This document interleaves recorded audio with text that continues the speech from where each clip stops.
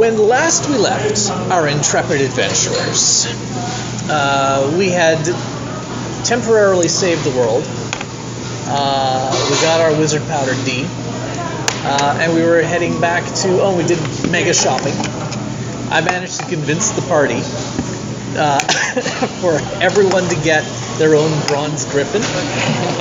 So now we're like a biker gang with these tricked out bronze griffins. And we talked about how, they were going to be like, not just your standard bronze griffins. These things were going to be all like blinged up with spoilers and low rider griffins with neon undercarriage. Yeah, they go like that. They bounce on their legs. And a griffin with a spoiler. Yeah, greatest image. They don't screech. They have this really low bass that they go boom, like that. They play the really loud low bass. Yeah. Anyway, it is true that they're basically going to come back to the present and just have all this like super awesome magic items, and they're very much going to stand out as like they'll be like almost like superheroes compared to the average peasants. We all have beam shots and we're all riding on bronze griffins, so we can totally like swoop in and zap our way around and like ta-da! Here we are. Metal. Yep. Yeah, it's gonna be great because nobody's hunting us for any reason, I'm sure. Anyway, but before we can do that, we have to get back to the present, relative to our original starting point. Anyway, he's just going to the bank to get a loan. That's all. He's just like, they're here to see you, sir. He ride up, beam shot into the office. He's like, I'd like enough gold to cover Serendipity's loan. All right. Beam shot away. She did go with Doom Delayer, by the way. Doom Delayer. Yeah, originally she was thinking Doom Denier, but Doom Delayer is more accurate, and also it raises more questions, which I like. She also is concerned, well, I guess this was an out-of-character concern, but, like, deniers, she associates that with, like, Holocaust deniers, like, people who, like, deny something that really happened. No, there wasn't a Doom at all. Yeah. The Ooder's still alive. See, or the Eve did nothing wrong. Yeah, there's probably paid slavery deniers in the Eve lands. But let's not go there. Did you bring the dude with you to the future? We could have, but we didn't.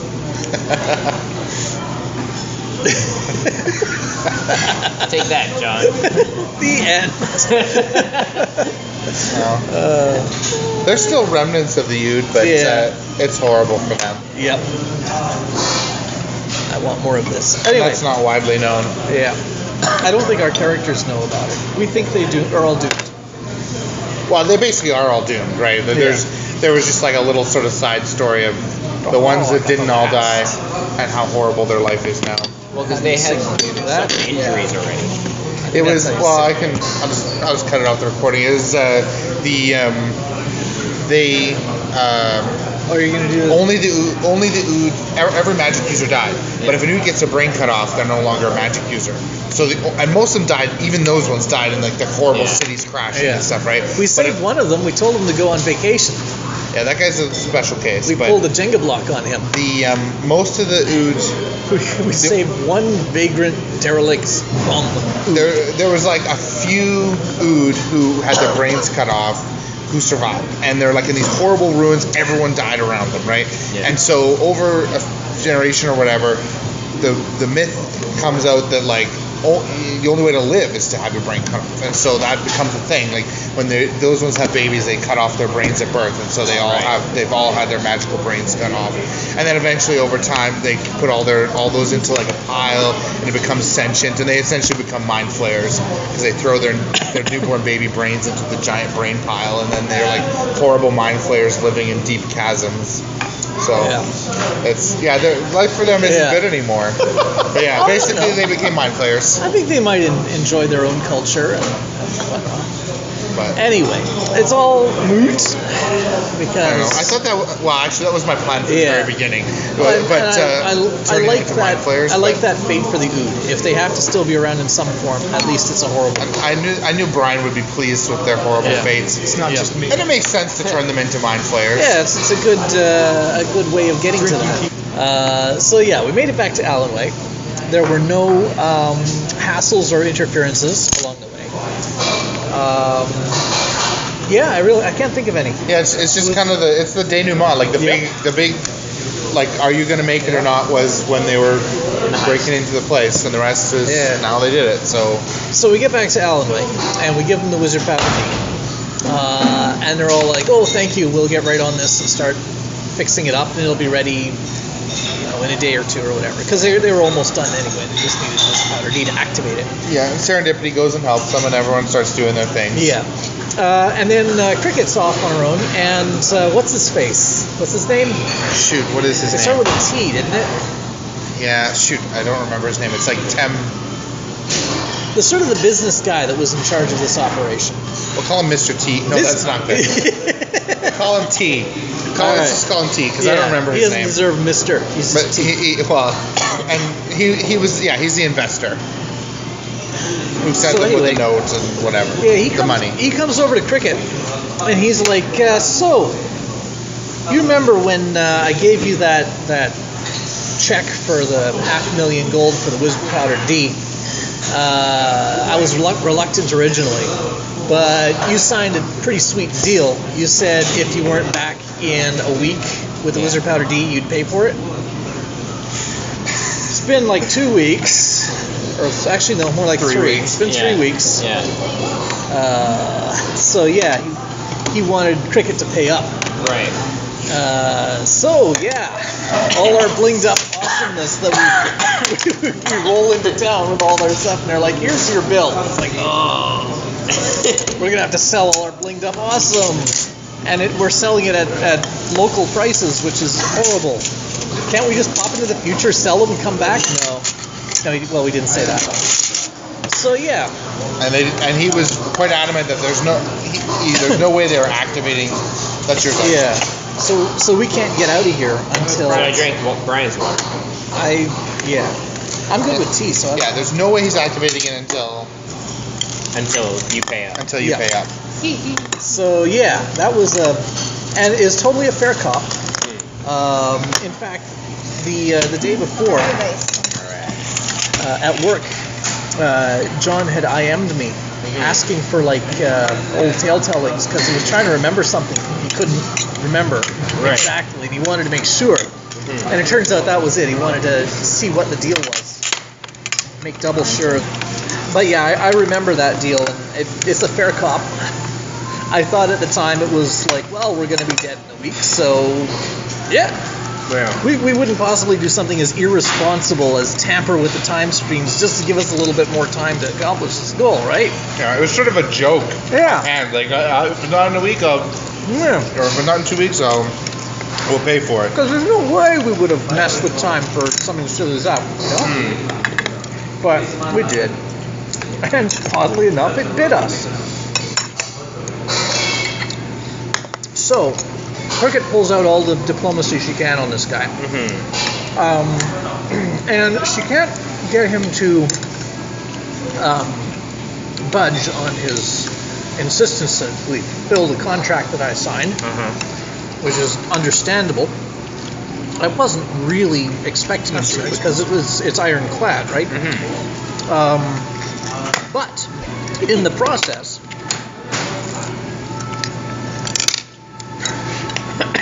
he lets slip some tells that there's something shady going on beyond, just, well, it's not a shady deal, but something shady is involved. He feels kind of bad And about this, like he did something wrong. Yeah.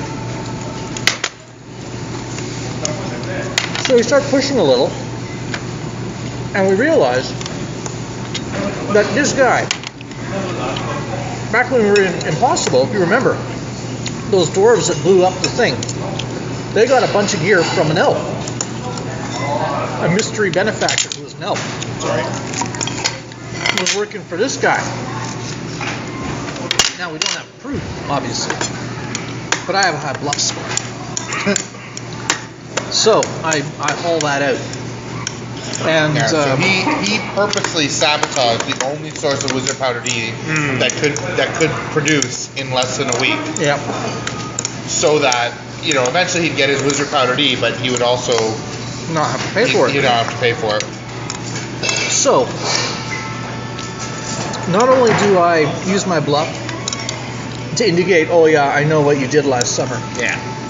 but also I mention how, yeah, those dwarven terrorists, they also wrecked the Any book. Yeah. The Ood are gonna be pissed when they find out who it was that funded the dwarven terrorists Yeah. that destroyed the Any book's cortex. Because it was totally the dwarven terrorists. They left a note and everything. Yeah. Yeah. Hi, this is the Dwarven Terror.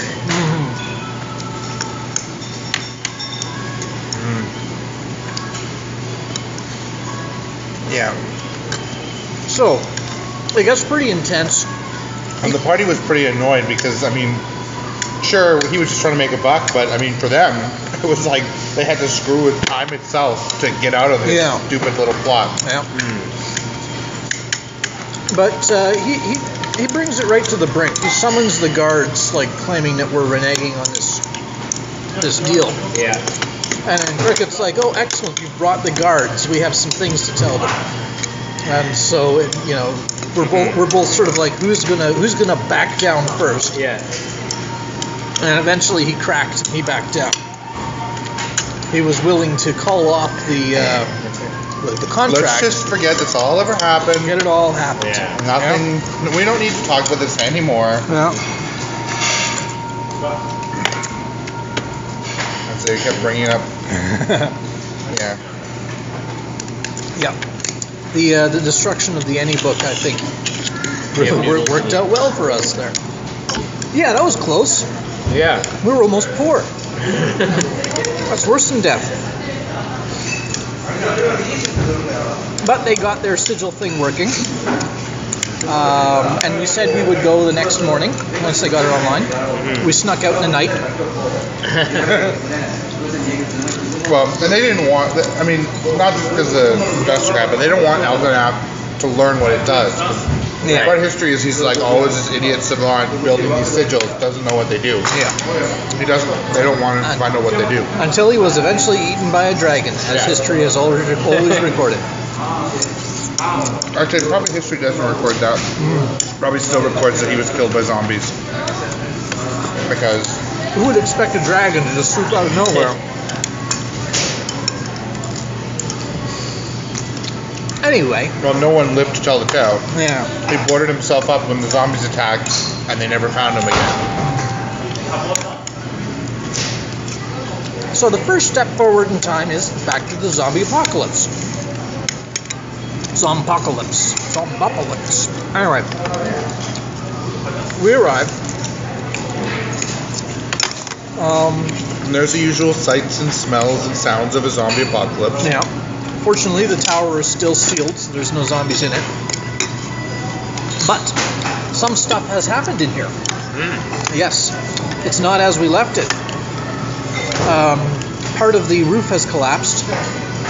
And there were, how many? 6? 4? 4 dead Warforged crushed underneath the roof. Weird.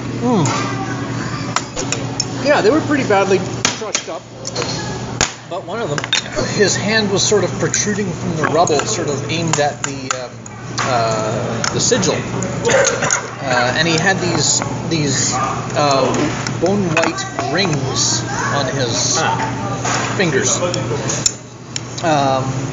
And serendipity, Ben Gold started more, top of Tower Shepherd Souls tried their time, Doom examined them and realized that they were basically cheap knockoffs of the bones of the earth.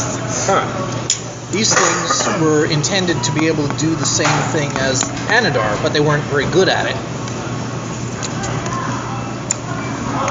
So... And they're not working, they're off. So, Yeah, these Warforged apparently traveled through time using the sigil and this knockoff Panadar. Serendipity's able to sense that they're like she can sense the time stuff going on, and they had their own Jenga tower that was separate from hers. And at some point, it wasn't just like a failed Jenga pull. So that whatever they were doing, it turned off, and the whole Jenga tower auto fell. Like when they closed the box, and the Jenga tower auto fell. So they had something. It stopped working. Jenga tower auto fell. The roof Ceiling fell on and collapsed. killed them. Rocks fell. Everyone died. But we need more information than this, because this is like just the aftermath. We want to know what happened. So we asked the room.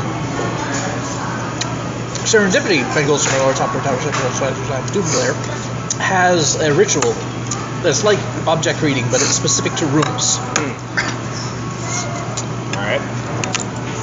And it actually lets you ask a question. Like you ask the room a question, and it responds verbally. Yeah. So it's more like a conversation than with object reading, where you're just getting images. So we got some questions. The room was a nice British chap. Very, very personable. We asked you a bunch of questions and found out what happened. 12 Warforged appeared in the sigil. 8 of them immediately jumped out the window. Was that how they go? They Pretty jumped much, out a yeah. window and ran off. The other 4 stayed here. And the one with the rings put his hand out like that and was holding it there for, what was it, 4 days, 7 days, something like that? 7 days. 7 days.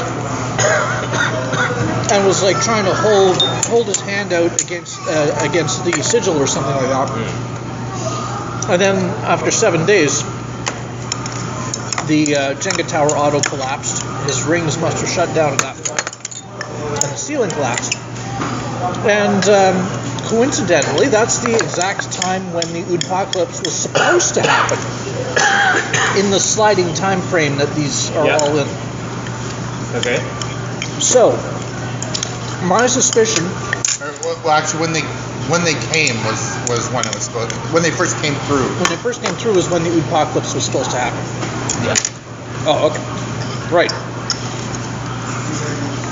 So it collapsed right before we got there then?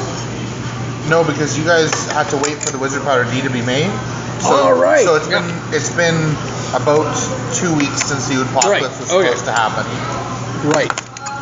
So they got there at the apocalypse. Yeah. So that happened. So we've got these broken fake Panadars now.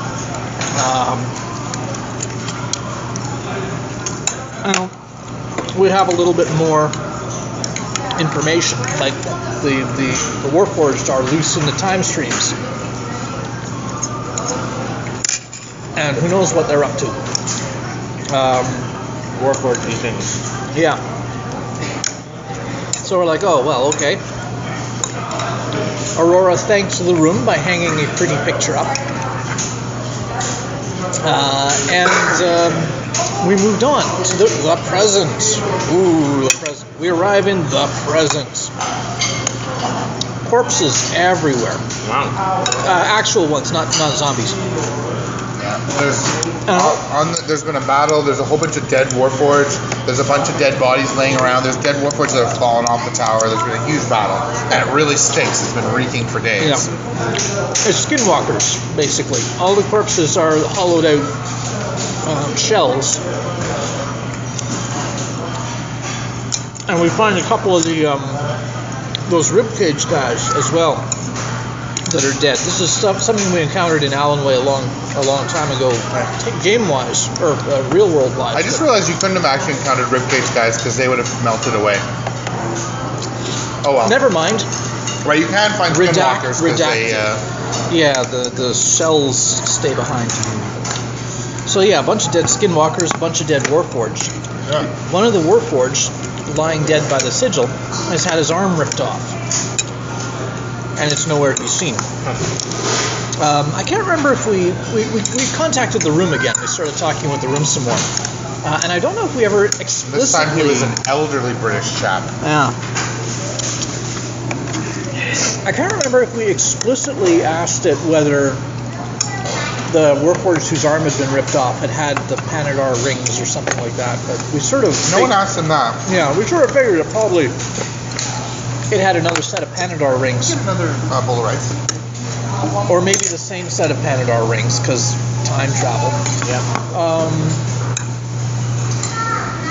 And after it got killed, someone ripped its arm off to loot those or something like that. But, yeah. So, let me see now. When we asked the room about what the heck happened here, we found out that... Was it some elves had gone through? There was another set of folk that had gone through that we hadn't asked about. Some elves who were dressed... Serendipity rolled. They were dressed exactly like the time mages that they had encountered earlier. Went through, and they went back and asked They went back in time and asked the previous room how long they were there for. They came through, and they like meditated. They did all this waving their arms around, like wizards do, that kind of nonsense. And they went around waving their arms, meditating for a couple hours, then they went back to the present. And then the next day, a whole bunch of skinwalkers came and killed all the Warforged, and there was a big battle. Yeah. The Warforged let the Time Mages go through. They didn't react at all. Yeah, they were just... The Warforged, they had the one guy standing, like, facing the sigil. Well, I guess that was between the past. And the other ones were just standing around guarding him. But they didn't do anything when they used the sigil. But then they attacked them and had a big battle. So yeah, there's a lot of traffic through these sigils all of a sudden. Time Mages and Warforged and us. Oh my. Mm-hmm. And I reminded them of how one time recently when they were doing some time traveling, when they arrived, there was a whole bunch of Warforged like standing around the sigil like this, doing something, and then they didn't attack them, so they just walked past them. And now the Warforged seem to be messing with it. Yeah. So there's a whole lot of stuff going on while we were busy, while we were cut off. Traffic going back and forth through time. So at this point, we decided we needed to make a list. I think I wound up with 17 different quests or questions that were in the air right now. Granted, that included the cobblestone quest. You still haven't returned the cobblestone? No, we still haven't returned the cobblestone. At one point, we were trying to solve a mystery. This building had collapsed into a sinkhole. And so we cast object reading on a cobblestone that was right next to the sinkhole to find out what happened. And we wound up with an extra question, that we asked everything we wanted to know. And the way that object reading works is you ask it, and it will give you a vision of a moment in time. So we asked the cobblestone, when were you happiest? And it gave us a vision of before it had been quarried while it was still buried under a hill. And so we've decided that we are on a quest to return it to its home. So we have this cobblestone in our inventory. It's now a quest item, so it can never leave our inventory. And someday we must bring it back to the hill from which it was quarried, or bury it with its presumably long-lost siblings and family and all that kind of stuff. They'll all be like, "We thought you were gravel."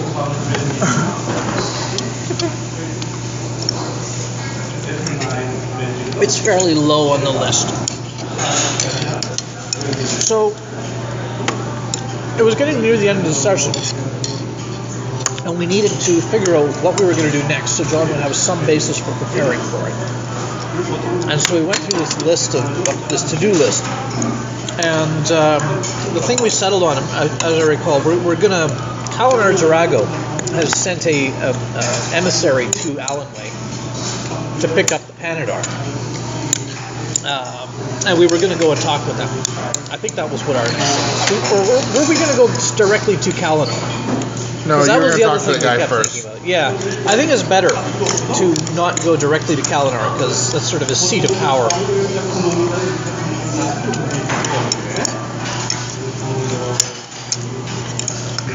We should talk with his emissary, find out, what is the deal with Kalinar Zaraga. Cricket, we're home.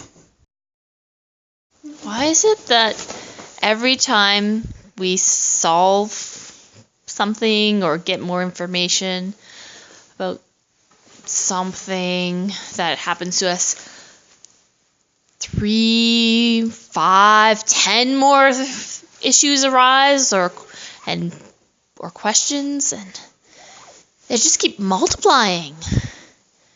I don't think we'll ever have all the answers. I have no idea what's going on. But it is getting me more knowledge and renown and names, so I guess that's good. I guess I'll stick around for a while. I guess this party isn't totally useless. Oh, I'm having a very unpleasant feeling inside. It's really, it's almost like a bad taste in my mouth, but it's deep inside my being. I think I really don't like somebody. I don't like that Trinell. I do not like him. I don't like him at all. I don't even want to help him. I feel so angry about it. I feel so angry I can't even remember who I am anymore. Oh, I just want to slap him on his face. Everyone gets all excited. Oh, Croesus, you shouldn't start panicking because you think the walls are coming to life. Oh, Croesus, it's okay. The floor is not going to eat anyone. Oh, hey, let's all start asking the room questions, because that'll totally work, and this isn't a dream at all.